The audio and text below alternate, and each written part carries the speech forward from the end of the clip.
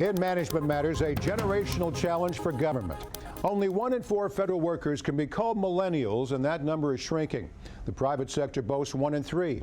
A new report on this vital section of the workforce suggests conventional wisdom can be misleading. It could shed some light on the path forward.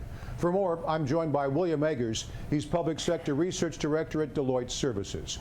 Bill, let's start with some psychology. You've discovered that how young workers actually behave differs from how they tell pollsters they behave. Explain that. Well, it's different from both how they tell pollsters how they behave, but even more so, it's different from all the anecdotes that we keep on hearing about millennials. Essentially, the narrative is that millennials don't want to work in government, they jump to the private sector right away, that they don't stay in a job very long, they're not passionate about their work, but the data doesn't support any of that, actually. Most of the conventional wisdom about millennials in government is actually wrong when you look at the data. Now, your report finds the following statements are either false or probably false. Millennials have higher turnover rates than prior generations. Millennials are less passionate about their jobs in government. Millennials don't stick around. They'll decamp to the private sector in a heartbeat. Well, the jury's still out on how hard it is for the government to recruit millennials. Is this where federal agencies should focus their attention? It's absolutely one area that should focus their attention because, in fact, the federal government has not been hiring millennials to the degree it needs to over the last 5 years.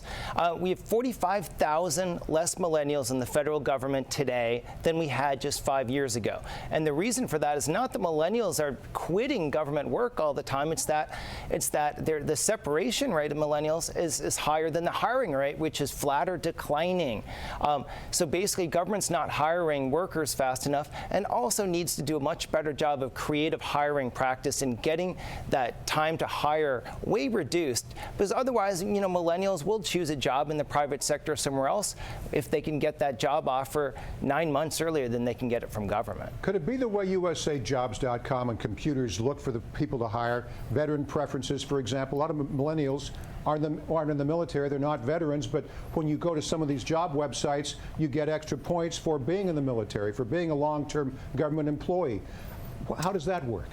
I think the big lesson from that is that the creative government agencies don't rely just on USA Jobs and government websites to find employees. Let's look at some examples of this. The Consumer Finance Protection Bureau was looking for technologists when they got started. And they said, we need to look beyond USA Jobs because the best technologists, developers, are not going there necessarily. And you know what they did? They actually went to a lot of the developer recruiting websites and they posted it there, but then they also they knew a lot of developers like to hide around and hunt around in the source code of websites, so they actually hid and posted different job openings in the source code. It was a really, really creative and interesting way of doing this. One other example, 18F, the White House, the U.S. government's digital shop, went from 0 to about over 100 technologists within a year. How did they do that? They hacked the hiring process and they reduced it from 6 to 9 months to 6 to 9 weeks. Smart, you've got to be creative.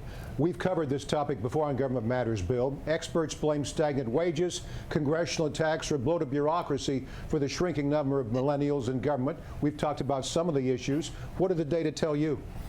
Again, the data tells us the shrinking number of millennials is not because of greater turnover rates, or they're not passionate about government service, or they're just jumping from job to job.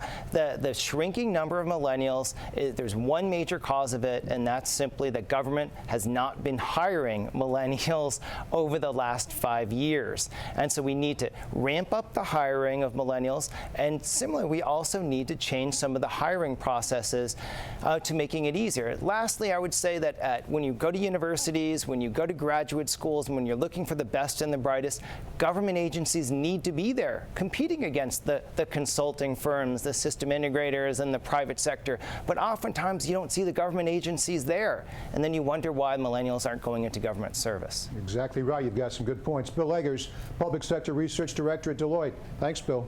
Thanks so much.